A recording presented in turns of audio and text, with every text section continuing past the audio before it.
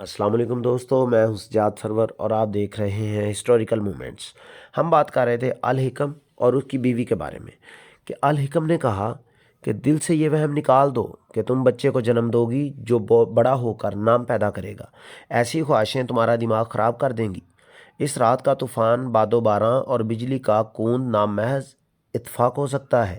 یہ آسمانی آفت اس کے فوراً بعد آئی جب اس لڑکی کے خریدار آئے تھے اور لڑکی نے اپنے خاندان کو تباہی سے ڈرایا تھا، لیکن یہ اتفاق جو خدا کا اشارہ بھی ہو سکتا تھا کام کر گیا۔ کرال حکم حقیقت پسند آدمی تھا۔ اس نے اب اسے کوئی معجزہ نہ سمجھا، البتہ اپنی بیوی کے متعلق اسے یقین ہو گیا کہ عقیدے کی پکی ہے اور اس کا حسن جسمانی کم اور روحانی زیادہ ہے۔ آل حکم خانہ بدوشوں کے ساتھ رہا۔ شادی کے دوسرے سال اس کا پہلا بچہ پیدا ہوا۔ اس کا نام انہوں نے سبکتگین رکھا۔ بچے کی ماں کا یہ وہم اور گہرا ہو گیا کہ یہ بچہ نام پیدا کرے گا۔ آل حکم بعض اوقات اپنی بیوی کی باتیں سن سن کر ہنس پڑتا تھا۔ تمہارا دل ابھی اس خانہ بدوش زندگی سے اچاٹ نہیں ہوا؟ ایک روز نوجوان بیوی نے قرار الحکم سے پوچھا۔ میرا دل تو اچاٹ نہیں ہوا، آل حکم نے جواب دیا۔ یہ سوچ آتی ہے کہ بچے کو میں اس جانوروں جیسی زندگی سے دور لے جاؤں۔ یہ کیا زندگی ہے؟ جانوروں کی طرح پیٹ بھرنا اور خطروں سے بھاگتے بھاگتے پھرنا۔ میں جانتی تھی کہ میری یہ خواہش بھی پوری ہوگی۔ اس کی بیوی نے کہا، میں تمہاری دنیا سے واقف نہیں۔ کیا کوئی ایسی جگہ مل سکتی ہے جہاں بچہ بڑا ہو تو اسے کچھ پڑھایا لکھایا جا سکے؟ کسی کے گھر نوکری مل سکتی ہے؟ آل حکم نے کہا، خدا کی زمین تنگ نہیں، جس نے بچہ دیا وہ اس کی روزی بھی دے گا، مگر ہمیں چوری یہاں سے نکلنا پڑے گا۔ بچے کی ماں نے کہا، یہ لوگ تمہیں زندہ نہیں چھوڑیں گے کیونکہ تم مجھے مفت لے جا رہے ہو۔ تمہیں انہوں نے میری قیمت کے طور پر اپنے ساتھ رکھا تھا۔ میں تمہیں طریقہ بتاتی ہوں۔ کل صبح لکڑیاں چننے کے بہانے نکلیں گے، پھر واپس نہیں آئیں گے۔ انہوں نے ایسے ہی کیا۔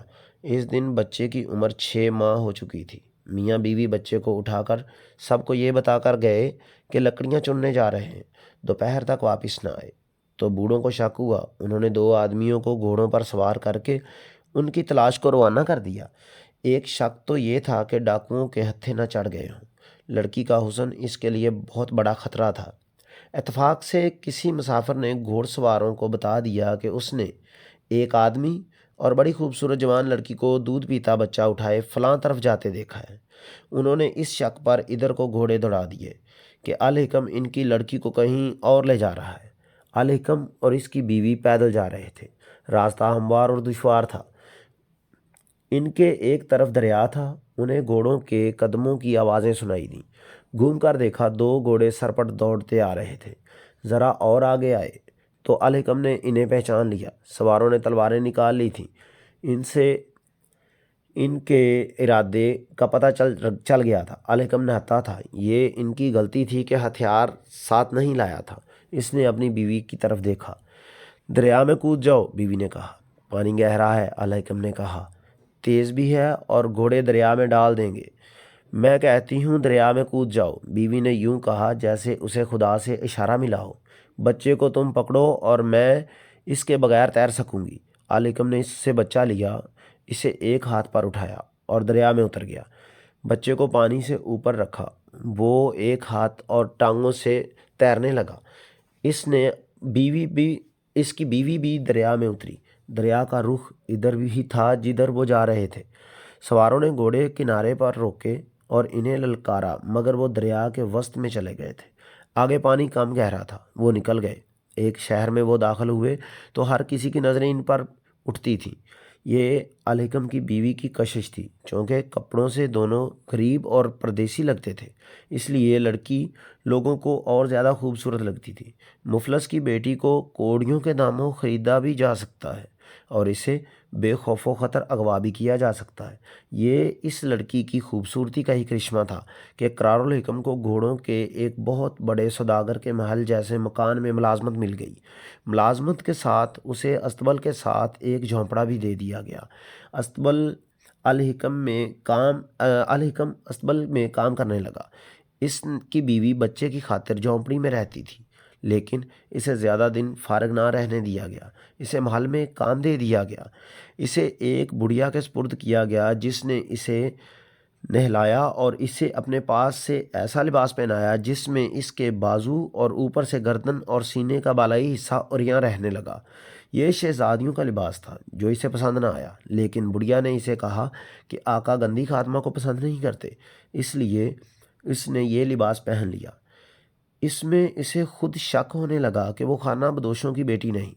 اس کے بال دھل کر نکھرے اور اس کے شانوں پر بکھرے تو اسے پتہ چلا کہ اس کے بال ریشم جیسے ملائم اور چمکدار ہیں۔ بڑھیا اسی وقت اسے آقا کے پاس لے گئی۔ ادھیڑ عمر آقا کی آنکھیں چمک اٹھیں۔ اس کے اشارے پر بڑھیا باہر نکل گئی۔ آقا نے لڑکی کو قریب بیٹھنے کو کہا۔ لڑکی کھڑی رہی۔ وہ آقا کی نیت سمجھ گئی۔ آقا نے اٹھ کر اسے بازو سے پکڑا تو وہ بازو چھڑا کر پرے ہٹ گئی۔ مجھے بتایا گیا ہے کہ تم خانہ بدوشوں کی لڑکی ہو، آقا نے کہا، مگر اپنے آپ کو تم کسی بادشاہ کی بیٹی سمجھتی ہو۔ میں تم پر حکم نہیں چلا رہا، انعام دوں گا، شہزادی بنا کر رکھوں گا۔ لڑکی دروازے میں جا کھڑی ہوئی۔ آقا کے چہرے پر غصہ صاف نظر آنے لگا۔ میں سونے کے دینار ٹھکرا کر آئی ہوں، الحکم کی بیوی نے جواب دیا۔ اپنے آپ کو نیلام کرنا ہوتا تو شادی نہ کرتی، دریا تیر کر پار نہ کرتی۔ تم اپنی 10 بیٹیاں میرے خامد کو دے دو تو بھی تمہارے قریب نہیں آؤں گی۔ خامد سے ہاتھ دھو بیٹھو گی لڑکی، آقا نے کہا، بچے کو ترستی رہو گی، ادھر آؤ۔ وہ باہر نکل گئی۔ آقا نے غصے سے گرج کر بڑھیا کو بلایا۔ اس کے خادم بھی بھاگے آئے اور حرم کی 2 عورتیں بھی آ گئیں۔ اپنے آقا کا غصہ ان کے لیے ناقابل برداشت تھا۔ دوستو، آج کے لیے اتنا ہی۔ اللہ نے کے بان۔